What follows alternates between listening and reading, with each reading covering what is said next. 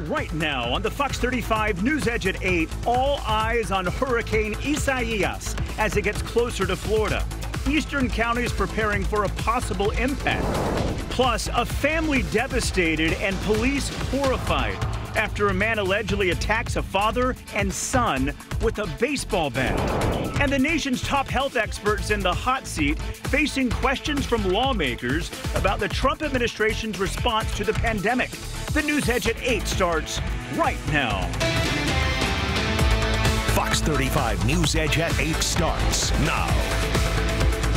Good evening. Thanks for joining us this Friday evening. I'm Stephen Houck. We, of course, are tracking Hurricane Isaías, a storm hitting Puerto Rico and the Dominican Republic with a vengeance Thursday, knocking out power, causing flooding, and setting off some small landslides. The National Guard rescuing at least 35 people, including 2 newborns. Fox 35 Chief Meteorologist Glenn Richards tracking the path of the hurricane and its potential impacts here in Central Florida. Glenn. All right, Stephen. Yeah, Hurricane Isaías right now working its way towards the northwest, now in the Bahamas, officially in the Atlantic, and starting to pull away from the Cuba, Hispaniola area. And that's important because that means it has a better opportunity to wrap those winds around a center point. And that's the reason why it is forecast to get stronger. Winds up to 80, then eventually 85 miles per hour. Hurricane warnings now up from the Brevard-Volusia County line down to the south. Tropical storm warnings inland, Seminole County south, and a hurricane watch right now along the coastline in Volusia County. We have a Fox 35 weather alert day for very late tomorrow evening through the overnight, all day Sunday. So expect hurricane conditions, especially along the coastline. Winds will be 74 miles per hour and greater in the watch and the warning area. That's Volusia, Brevard, and Indian River counties. Severe conditions are likely east of I-95. What does it mean in Metro Orlando? Tropical storm conditions. That's 39 miles per hour or more, and the potential of power outages in the metro area, especially as you go east out of downtown. Brand new computer models coming in this evening, still showing pretty good consensus right along the coast. Some are inland, some are just offshore. The average puts it right up along the coastline, which would put it near to our coast than Hurricane Matthew was. Now, Hurricane Matthew is a much more intense hurricane, but this one could potentially be nearer to our coast, and because of that, the western eye wall could move right over the barrier islands, and that's enough, obviously, even at 75, 80, 85 miles per hour, to produce significant widespread damage and power outages. Here is the close-up view of that computer model and that forecast, showing as a Category 1 as we get into the early morning hours Saturday, 2 a.m. on Sunday. Take that back, 2 a.m. Sunday, potentially moving ashore around the West Palm Beach area, or just barely offshore. We're talking 20, 30 miles, that's it. And then as we head into the afternoon, winds will be still 75 miles per hour, and then some weakening as it moves away. This system is going to be so close now that I am expecting definite damage for parts of Central Florida, obviously, especially up and down the I-95 corridor. We'll talk much more about the sustained winds, the wind gusts, how much rain, tornado threat, all that's coming up, Stephen. All right, thank you, Glenn. Governor Ron DeSantis issuing a state of emergency for all counties up and down the east coast of Florida. The governor urging everyone living on the coast to stay vigilant and prepare for high winds and potential power loss. So far, hurricane shelters will not be opened. I want Floridians to know that the state of Florida is fully prepared for this and any future storm during this hurricane season. The Division of Emergency Management has had the State Operations Center at level 1 since March, allowing them to actively plan for hurricane season even while responding to the COVID-19 pandemic. Very early on, the division created a PPE reserve for hurricane season.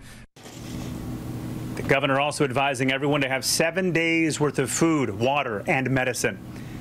The East Coast preparing for the storm. Fox 35's Mike Magnoli in Brevard County with their efforts ahead of this weekend. Orange County Stormwater Services keeping busy ahead of the hurricane. Crews cleaning out debris out of the pumping stations and checking to make sure everything is properly. Lowering water levels in drainage canals and retention ponds. All it takes is one blockage and it can flood a whole subdivision. If the pipes are blocked or the pump station doesn't run, we actually will have really detrimental things happen. Is prepared and do preventative maintenance rather than reactive maintenance. Orange County alone maintains 2,000 ponds, 85 drain wells, 18 pump stations, and 95 miles of canals. Orange County's mayor sharing his confidence in their response. Orange County has the capacity to really deal with both. We have some of the most experienced crisis managers anywhere, and so I have the utmost confidence in the team of individuals here within Orange County to deal with whatever the storm may bring in the midst of a pandemic. Since March 13th. Officials also saying that Orange County has plenty of hotel rooms available if people on the coast need to evacuate inland. Up in Flagler County, they're preparing for tropical storm force winds and flooding. Officials say flooding in that county may be just as severe as during Hurricane Dorian. Earlier today, the county declared a local state of emergency, and our governor also declared an emergency. If you have not already built a disaster supply kit and have not yet considered where you would go if your neighborhood was ordered to evacuate, now is the time to do so. Please do not wait. Sandbags will be available at 3 locations in Flagler County from 9 a.m. to 5 p.m. tomorrow. President Trump made a quick visit to Florida today. He flew into the Tampa Bay area, speaking before attending a roundtable discussion on Florida's coronavirus response, saying his administration is closely monitoring the approaching storm.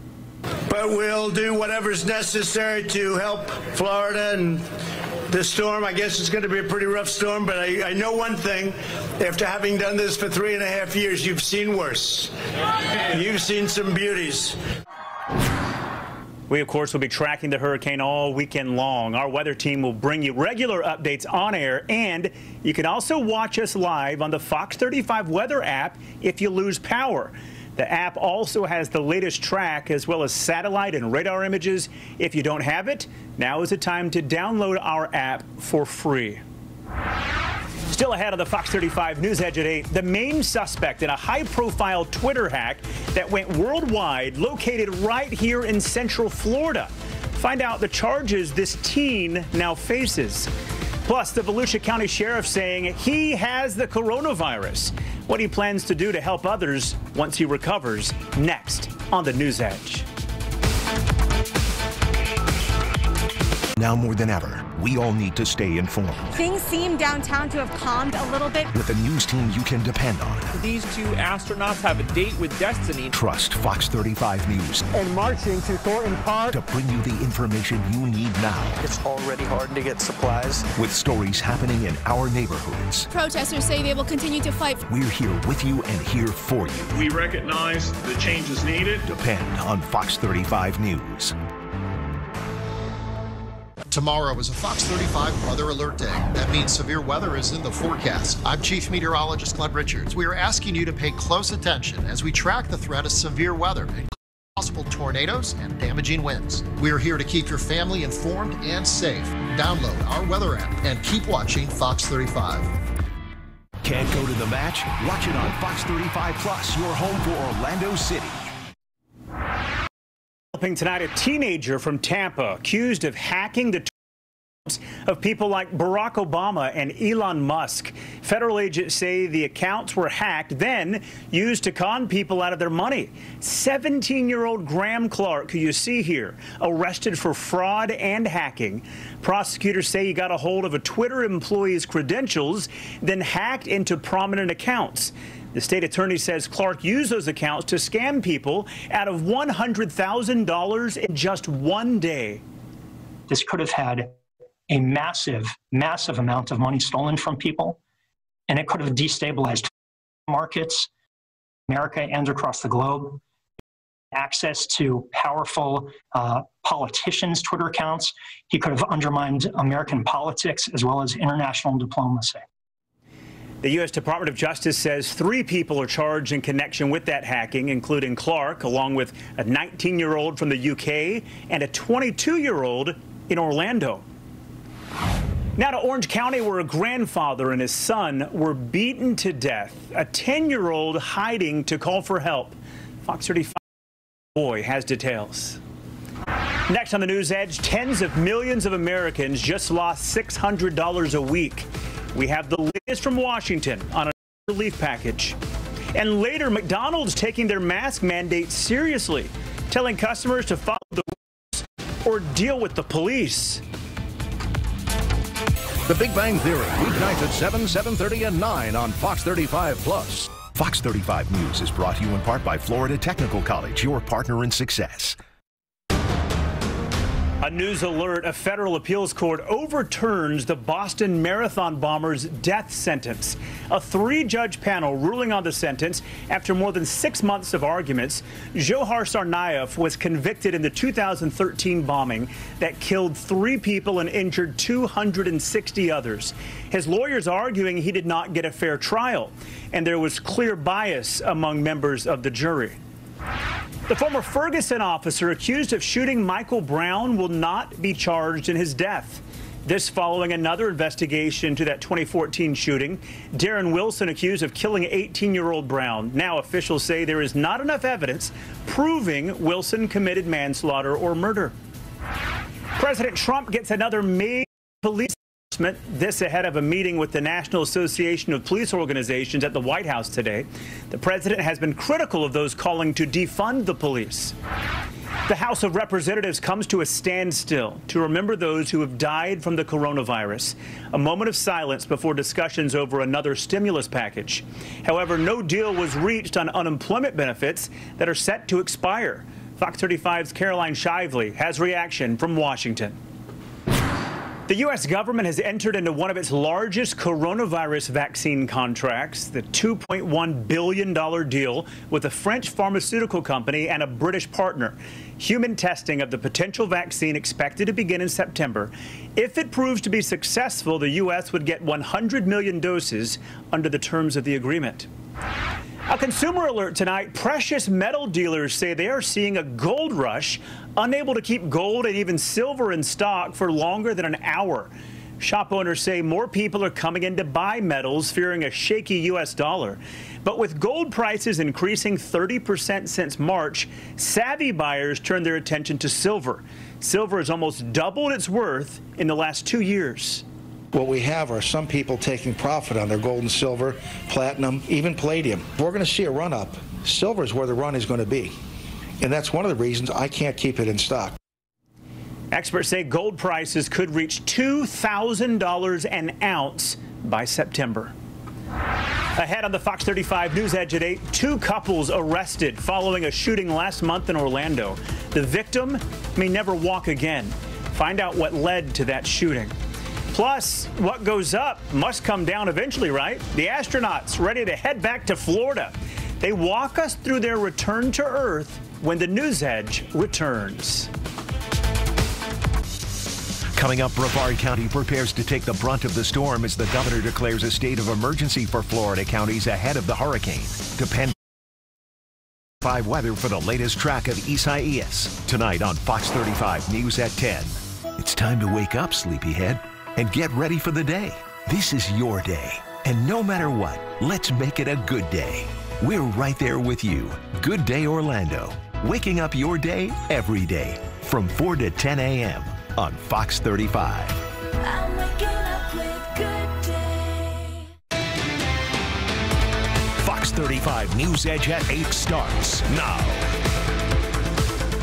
Welcome back into the News Edge tonight. A gorgeous look there from Port Canaveral. So calm, eerily calm before the storm. Of course, we are watching Hurricane Isaías southeast of that location, a few hundred miles, but it is marching that way. And Glenn Richards joins us now with the very latest. Glenn. Yeah, Stephen, right now, looks like this hurricane is getting away from the Cuba area and also from Hispaniola, high mountainous areas there, especially across Hispaniola. Mountaintops go up to nearly 9,000 feet. Well, since it's away from that, it is now having a better chance of really getting organized and getting that classic hurricane shape with the eye trying to form. Right now, going through the Bahamas, winds have been bumped up by the National Hurricane Center, now 80 miles per hour, forecast to go up to 85, and then start to do some weakening as some wind shear kicks in. But remember, these numbers here, when it comes to the 80, 85, those could be off by 5, 10 miles per hour. So it could get up to about 90 miles per hour. It's possible before it would start to show some weakening evening, but the latest forecast track still does keep it as a Category 1 hurricane right over our coastline, and the center of circulation may, in fact, actually move ashore down around the Stewart, Fort Pierce area, West Palm Beach zone. Here's the tropical wind field, and it is accurate based on the timing. So you can see this is at 9 o'clock tomorrow evening. Tropical storm gusts start to hit Indian River County, then going through Brevard County after midnight. That's tropical storm wind gusts. Hurricane force winds that will be hitting West Palm Beach, starting to approach Fort Pierce by 6 in the morning on Sunday. Hurricane force sustained winds, hurricane gusts in the orange, tropical storm force reaching into Kissimmee, St. Cloud, Poinciana, Metro Orlando at 6 o'clock in the morning on Sunday. Hurricane conditions all up and down the I-95 corridor Sunday at 9 a.m. with hurricane gusts going inland into eastern Osceola and eastern Orange County. Tropical storm force winds in Metro Orlando and Sanford and up into Daytona Beach as we get into the latter part of the morning and early afternoon on Sunday. Still hurricane winds from Rockledge going through Titusville and then back over the Cape. And then as we get into Sunday evening, the wind field begins to ease up a little bit, and we expect to see the weather conditions to begin to improve, but not until very late in the evening on Sunday. So wind and rain increasing tomorrow during the overnight hours. Tomorrow, late tomorrow, and all day Sunday, a Fox 35 weather alert day. Winds will be 74 miles per hour with gusts now to as high as 90 miles per hour expected along the coastline I-95 corridor, specifically in Brevard and Indian River County. Severe conditions are likely east of I-95. And if the eye wall is ashore, there's so much rotation going on, can't rule out some tornadoes too mixed in. All right, let's talk about the timing of the rain. So you just saw the wind. Tomorrow, as we get into around noon, there could be a little convergent band setting up with the heat of the day. So heads up in Brevard and Indian River County, noon, 1 o'clock, could see some bands of heavy rain moving on in. That's just a convergent band way out in advance. Here comes the center of circulation moving to the north. You can see the strongest winds here in the northern eye wall and also extending on the west side. This will be at about during the evening hours tomorrow. And then as we head into 1 a.m., that is when the strongest winds begin to hit Sebastian down into Vero Beach. That's the western eye wall over the land, over the barrier island. As we get into 5 a.m. Sunday morning, that's when the winds will be peak in Metro Orlando and really increasing up in Volusia County, starting to decrease across southern Brevard County. That, again, is 5:30 in the morning on Sunday. Here's noon Sunday, still severe winds, tropical storm force at least from Daytona Beach to Palm Coast. Wind direction will have shift. Winds will start to ease up during the afternoon. So this computer model a little bit quicker than others. Others kind of delay all this by about 2, 3, 4 hours, but you kind of get the idea.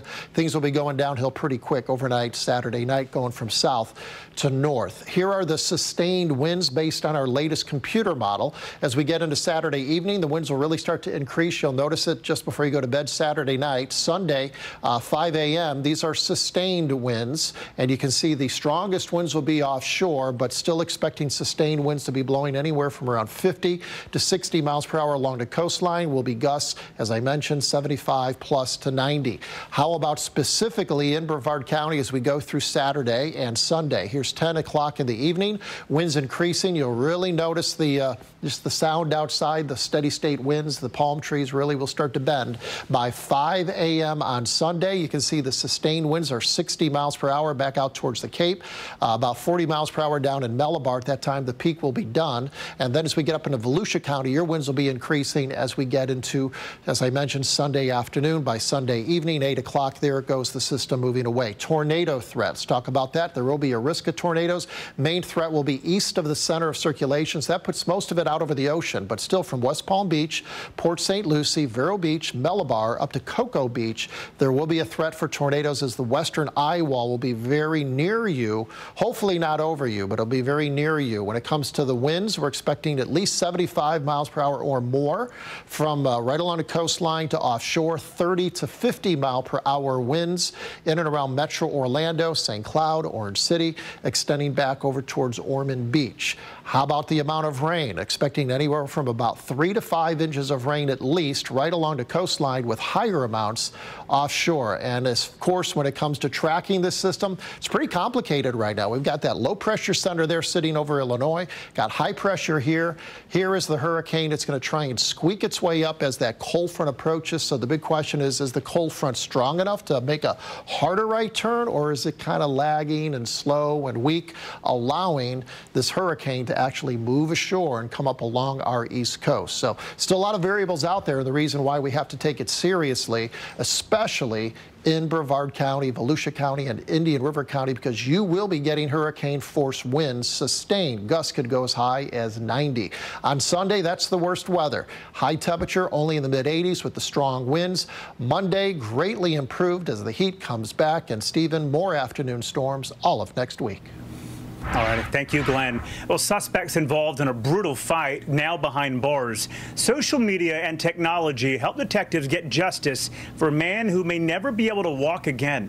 Fox 35's Holly Bristow has details. Still ahead on the Fox 35 News Edge at 8, several residents in Rhode Island receive a tax refund from Walt Disney. Why the Mouse House appears to be writing checks next. And later, many schools are starting this year online, making back-to-school shopping a little different. But experts say it is still important to dress the part, even over Zoom. Can't go to the match? Watch it on Fox 35 Plus. Central Florida's home for Orlando City action. Rain or shine, only on Fox 35 Plus. That's ridiculous. Are you nuts? They don't just keep me here because I'm a pretty face. Weeknights at 6 on Fox 35 Plus. 7-day forecast brought to you by Amco Transmission and Total Car Care Center. From the Space Coast, Liftoff. These two astronauts made history. We're just really glad to be on board. Now they're ready to make it again as the Crew Dragon capsule heads for home. SpaceX manned mission return to Earth. A Fox 35 News special report. Live coverage begins Sunday at 2:30. Depend on Fox 35 News. Welcome back in. Two astronauts getting ready to leave the ISS and land in the waters off Florida. A homecoming that won't be easy for several reasons. Fox 35's Mike Magnoli explains. Time now to check out the stories making headlines online tonight. Your first one comes from Yahoo Entertainment. It reads, ex-Ellen DeGeneres show employees claim culture of rampant sexual misconduct in new report. This is one of the many complaints of a toxic work environment the show's parent company is now investigating. Ellen issued an apology to her staff, saying that's not the atmosphere she wanted behind the scenes. Your final headline comes from TMZ. It reads, Walt Disney and Mickey Mouse sign Rhode Island tax refund checks. Officials in Rhode Island say a technical glitch resulted in the test signatures on nearly 200 checks. Each customer was given a corrected document. Still ahead on the Fox 35 News Edge at 8, a mama bear looking for help after her cubs get trapped in a dumpster. We take a walk on the wild side next on the News Edge. Fox 35 News is brought to you in part by Florida Technical College, your partner in success. Infidelity, lies. It's dangerous. Everyone's dirty little secrets come out after dark. Dr. Phil, tonight at 10 on Fox 35 Plus. You ain't gonna believe what happens next. Welcome back in. Parents gearing up for back-to-school shopping and say they plan to spend about $100 more than last year. Fox 35's Andrea Jackson speaks with an expert about what to buy this year. McDonald's taking its mandatory mask policy seriously. The company's CEO suggesting law enforcement may be called in situations when a customer won't wear a mask. Employees have reportedly undergone training on how to explain the mask requirements to customers. Teens get stuck in a lagoon and bear cubs explore the trash. Here are tonight's wild things. Bear cubs got themselves in a tight spot in Colorado. Deputies arriving to find Mama Bear perched on top of a dumpster, clearly stressed that her little cubs were stuck inside. Deputies managed to distract the animal long enough to flip the dumpster on its side, and eventually all three cubs made their escape back to the wild. Two teenage girls are airlifted to safety in Oregon after getting stuck on rocks while paddleboarding. The girls were in a lagoon when they became stranded and had to call for help. Rescue boats weren't able to reach them due to the rocky area, so a crew with the Coast Guard Air Station flew out. Officials say both girls were uninjured and are now back home safely. Check this out. The local aquarium isn't fully open, so a family in Burbank decided to create their own aquatic collection. The Ruff family started their project by creating fish and other sea life from recycled materials. The community is involved in expanding the collection that now includes a zoo. And that's tonight's Wild Things. Next on the Fox 35 News Edge at 8, it's a huge day of sports at Disney. The Magic reopened their season today against the Nets. Fox 35's Evan Fitzgerald, and next with the Sports Zone. Good evening, everybody. Thank you for joining me in the Fox 35 Sports Zone. I'm Evan Fitzgerald. It's been 142 days since we've seen real Magic basketball. But today it was back from Disney as the Magic start their playoff push, returning against the Nets. Both teams once again kneeling. Meanwhile, the NFL, the Bucks, they announced 2 more players have been placed on the reserve COVID-19 list. Those players, both running backs, reportedly were participants in walkthroughs over the course of the week. Coming up tonight at 11:30 in the Fox 35 Sports Zone, we'll have more from the Magic, plus Orlando City in action right now in the quarterfinals of the MLS's back tournament against LAFC. We'll have highlights and reaction for you at that time over on Fox 35. I hope you'll join me. Hurricane Isaías right now located out across the southwestern Atlantic, moving through the Bahamas. You can see the forecast track bringing it right along the coastline. We'll get a brand new track coming up here just before 11 p.m. And you can see a Category 1 hurricane at least. Winds will be about 75, but that also means there will be some gusts up to 90 miles per hour along the coast. How much rain will we get? Right now looking like anywhere from 1 to 3 inches generally, about an inch or so as you get in Metro Orlando, 1 to 2 inches in the metro area to the east, and then 3 inches or more as you head back over towards the coast. 85 degrees right now in the I-Drive corridor. Temperature still very warm, and over the next 7 days, Fox 35 weather alert day for both Saturday and for Sunday. Worst weather will be Sunday morning through early afternoon, and then improving weather conditions next week. Thank you, Glenn. Trending now, a World War II veteran makes history, becoming Italy's oldest university graduate. Look at him, 96 years old. Giuseppe Paterno finished his history and philosophy degree from the University of Palermo. Paterno grew up in Sicily with limited means. He served in the Navy during World War II at the age of 20, then worked on the railroads until he retired in his 90s. He spent 3 years studying and finally got that degree. Good for him. Well, check this out. Some squirrel monkeys keeping cool on a hot summer day in London. A group enjoying ice popsicles made of frozen fruit, tea, seeds, and nuts. Looks refreshing. Thanks for joining us for the Fox 35 News Edge at 8 here on Fox 35 Plus. The news continues at 10 of the very latest on Hurricane Isaías. We'll see you on Fox 35 at 10.